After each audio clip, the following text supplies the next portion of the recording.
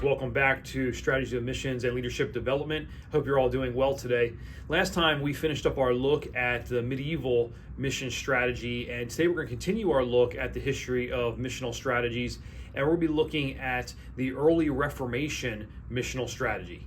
Stay tuned for the PowerPoint. Okay, class, now we're going to move into the PowerPoint portion of this lecture on early Protestant missions strategy.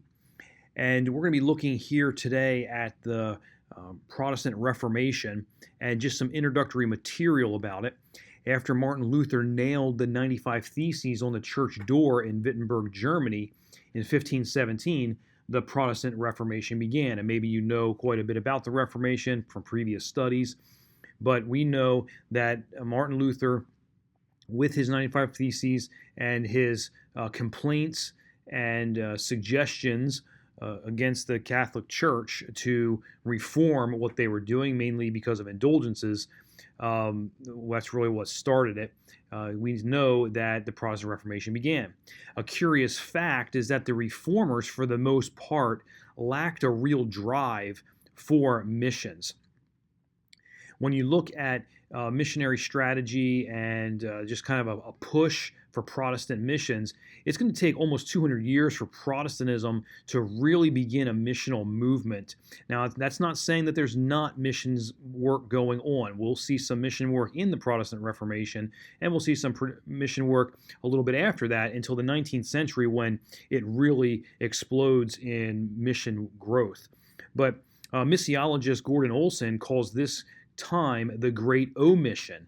We're called to go to the world with the Great Commission in the book of Matthew, when Jesus tells us that we're to go and make disciples and baptizing them, teaching them, etc. But that's the Great Commission. But we see here that there is a great omission. So why did this happen? Why did it happen that there was a lack of drive for missions? Well, here's some reasons for the Great Omission. First off is wrong biblical interpretation. Many of the reformers believe that the Great Commission by Jesus was already completed by Jesus' apostles and then their immediate disciples.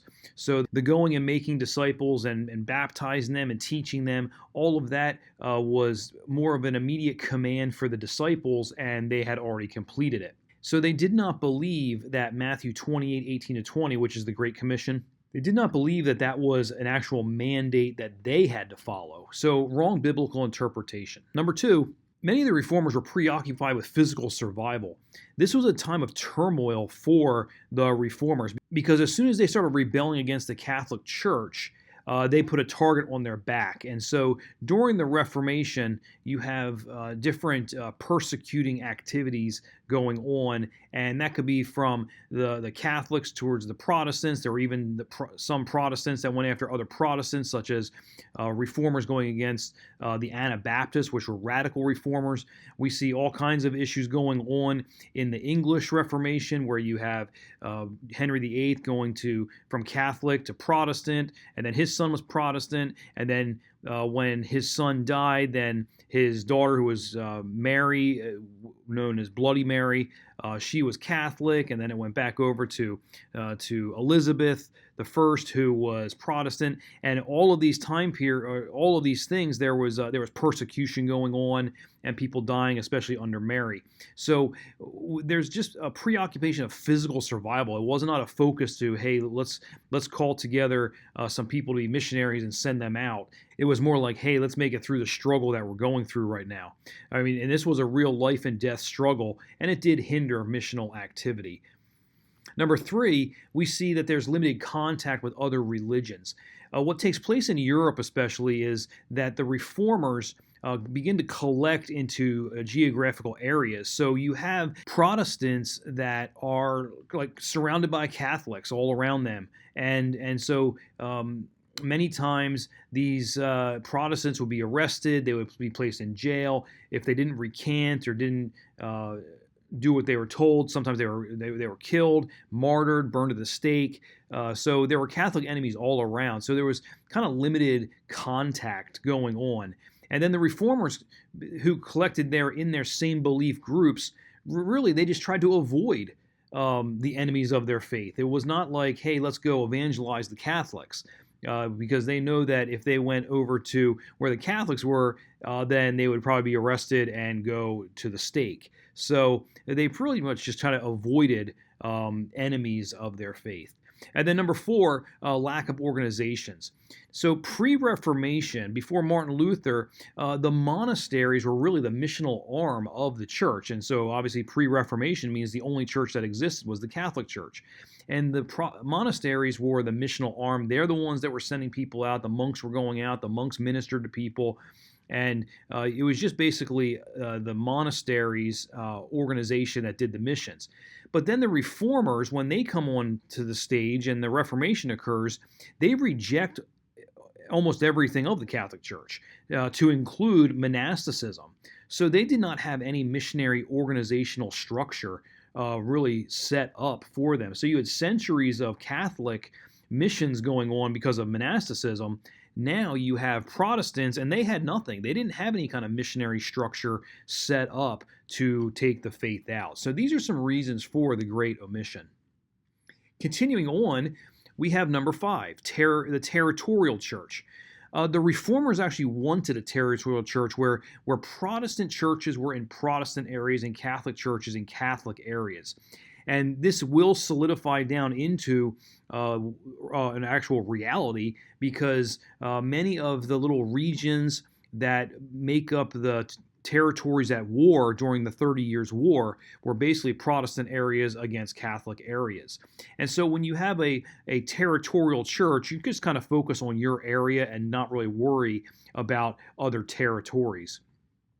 The churches were confined to their territories, and also the territorial government's interest. So back then, the churches and the government, or the church and state, were intertwined, not like us today where it's like church and state is separate, but they were intertwined. And so if you're confined with your territory, you're going to be confined with your government's interest, and so you didn't really worry about other areas.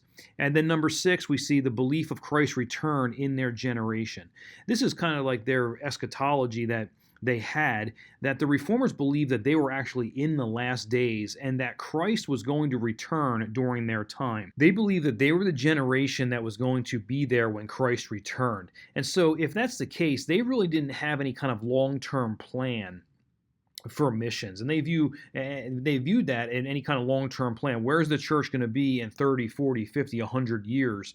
What does that look like? They thought that was unnecessary, so they didn't really focus on that, because they thought they were going to be the ones that were going to be here on earth when Christ returned. But now we need to move into Martin Luther, and then we're going to also talk about John Calvin. So just looking at him briefly, this is not going to be a study about his life or anything like that, but he was born on November 10th, 1483. He became a priest in the Catholic Church, but then once the Catholic Church was peddling indulgences and came to his area, it really kind of lit a fire under him to be saying that, why does the church need to sell these indulgences to make money? And it was basically money is going back to Rome for building projects. And Luther basically said the Pope can forgive people all day, every day. So why do they need to buy an indulgence to have some sort of forgiveness? Basically, time off of purgatory. And so he writes up his complaints about the Catholic Church, and it comes up to 95 of them. So he writes the 95 Theses, and it's a call to reform. And really, this would have never really gone anywhere. But what happened was he nailed it to the door in Wittenberg, Germany. It's the church door at the castle of Wittenberg, and that was like a bulletin board of the day. And so there would be other things posted on church doors that people could talk about and debate or whatever. So he hit it there, and then what happened was that it gets taken down and spread around, and it starts to catch on like wildfire. So he begins the Reformation. Well, since he rejected the Catholic Church, he also rejected monasticism, which, like I said, is the missionary arm of the Catholic Church. So his rejection of monasticism, we have to ask why. Why did he reject monasticism? Because this is at the very beginning. This is, he's the one that started it. So why not have some kind of a Protestant monasticism for missions. And really what he did was he said there's two things that are wrong with monasticism. He said that monasticism focuses on works-based spirituality. So if you're going to show how spiritual you are, you're going to look at how good of a monk you are. And so it's based on works-based spirituality instead of spiritual growth, because of being saved in the Holy Spirit indwelling you and growing you and doing a work in you that you become spiritually mature. And then secondly, holiness was found in religious life and not in the cross in the monastic orders. So again, if somebody wanted to be holy, they would separate themselves and become a monk, part of a monastery, and then they would go out and proclaim Christ that way. But what they said was that to be holy, you had to find it in your religious life, and not necessarily the cross. It's you being a good monk means that you're holy. So it's kind of a man-focused faith, and so Luther rejects that. This was the church's missional strategy for centuries, like I had mentioned. Therefore, the reformers, they had no real missional expansion through any kind of organized strategy. Nevertheless, they still propagated the gospel through their individual missionaries. So that's what I had mentioned, is that I'm not saying that missions did not occur during the Protestant Reformation. It's more about missions going out in individual ministries instead of some sort of like Protestant big missional strategy focus on how to reach the lost during the Protestant Reformation. So let's look at Martin Luther's missional strategy. First, his strategy was the gospel had to go out. He focused it on preaching. He believed that preaching was the main vehicle for missions. Through proper theology, the church could minister to neighbors like a stone thrown in the water, and this is what Martin Luther said, which causes ripples to go out. And so he believed that each Christian should be a minister to their neighbors, and they would be like the center of the rock being thrown in the water, and the neighbor is going to be a ripple going out, and then they could get saved, and then they could be a ripple going out to their neighbor. And so it's just a big ripple effect as it goes out from the center stone being dropped in the water. And so he believed it was more of an individual type idea for missions. And also, once saved, good works, which are missional, you can do good works while on mission. Again, not for salvation, but because a person is saved, they go out on mission and they do good works to these neighbors as being evidence of them being a Christian. And they could witness to the neighbor, they could help the neighbor, or have a relationship with the neighbor so that they can proclaim Jesus to them. So that's number one, preaching. Number two, in Luther's missional strategy was using University of Wittenberg's missionaries. So the University of Wittenberg kind of becomes a center point for Luther, and he starts training men there in Reformed theology, and then he sends them out with a focus on the gospel. And this is one of the main avenues that Lutheranism actually begins to spread, because people that come and talk with Luther, learn from him, they go back to where they're from, and they begin spreading Lutheran doctrine, and they basically spread Lutheranism. And if they're spreading Lutheranism and proclaiming Jesus, people get saved. So the University of Wittenberg's missionaries, again, this was not some grand plan of the Protestant Reformation. It's just people that learned from Luther, went back and they from where they were from, and they proclaimed Christ. Number three was publications. Luther is known for translating the Bible into German, and so that allows for the Bible to be understood by the masses, either read in churches, in the Protestant churches, in the people's language, or the people could read it themselves if they got a Bible, or if they were illiterate, the Bible could be read to them in German and they could understand the scripture, instead of it being like the centuries of the Latin Bible being read to them in a Catholic Mass. And then number four is music. Luther used this in his strategy. He loved music, and he used it to spread the gospel. You know that Martin Luther wrote "A Mighty Fortress Is Our God." That's one of his hymns. He wrote 36 hymns total. He had reformed services that included congregational singing, so the whole group would be there singing away. as they praised the Lord and worshiped God in singing.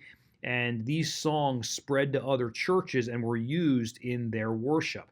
Now, the thing is that a lot of these hymns were chock full of theology and the message of salvation.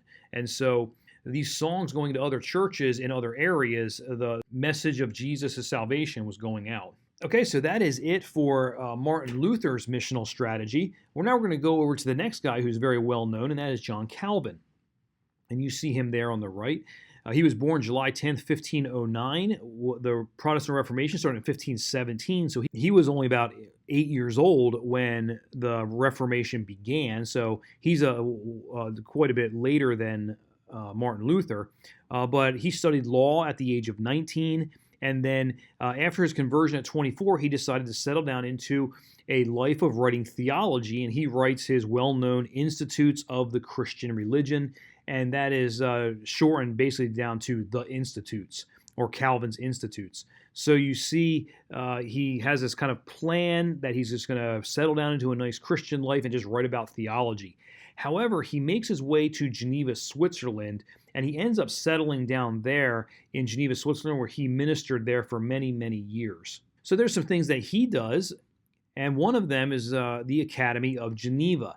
Now, this was an actual place, an actual school. It was founded in 1557 to teach church members proper theology, and this would obviously be Reformed theology. And he began to attract students from many countries, and they would come to this school, and once trained, they would return to their homes to establish ministries there and to establish churches and be able to proclaim Christ in that area after being trained at the Academy of Geneva. So this is more of a school, and the people return home. Instead of it being like a sending or a launching pad specifically for missions, it was more for teaching theology, and then the people go back and do missional activity in their area. Number two, of course, is preaching and teaching. Calvin, a strong preacher, and we have sermons by Calvin. Many were saved under Calvin's sermons, and he believed sermons were the best vehicle for missions. He preached 2 times every Sunday, and he also preached every day, every other week. And so with 2 times on a Sunday, that's 8 times there, and then every other week was every day. And so if you take away that Sunday, we're talking 12 more sermons. And so he basically preached about 20 times a month, which is quite a bit. He was out there preaching and teaching the doctrine, the theology, and of course, salvation. And what happened was, it was so impactful, his preaching and teaching, that it basically transformed the social life in Geneva, where it almost became, if you want to call it, a Christian city, where there were many, many Christians in the city. And one thing that occurred back then in that time period was the town council or the city council would have been intertwined with the Christian or the church environment there. And so when you have a heavily influenced town council that is influenced by John Calvin's church, it can really start putting the social life in a positive direction, very obviously friendly towards Christianity, many people attending church, many people sitting under preaching, and many people getting saved. Number 3 is writings, as I have mentioned already, the Institutes of the Christian Religion. It started out as 6 chapters when he first sat down to write it, and it ended up in 80 chapters. And you can buy these. I have a set here sitting on my shelf of Calvin's Institutes, and it talks all about his theology. In a time of persecuted uncertainty, his works stabilized Reformation theological life in the churches. And so as people are fleeing for their lives or trying to escape persecution or trying to settle down in a certain area, there needed to be a baseline for theology in all of these Reformed churches, and this is definitely something that brought some unity to it, was the Institutes of Christian Religion. Also, number 4 is Calvin's ecclesiology, so his doctrine of the church. He believed that pastors were to be the catalyst for missions in their churches to reach the lost through their sermons. So he really put it on the pastors. You need to be leading the charge to taking the gospel out. And then number 5, Calvin's mission to France. Because of religious persecution in France, there were many refugees that actually fled and flooded into Geneva. And I'm really just glossing over this. There's a lot of detail into this. There was actually a war going on, and so there were refugees that flooded into Geneva. Well, Calvin taught the refugees, and he focused on the plight of the refugees that were in France, and this plight really came into view. And so what happens is, from 1555 to 1562, 142 men were sent back to France as missionaries, and Reformed theology really started to take root in many of those cities. That's a lot of missionaries sent out, but what I'm saying is that it was not just some sort of a mission agency or some kind of like broad plan. This is more stemming out of John Calvin's ministry there in Geneva to minister to the refugees in France.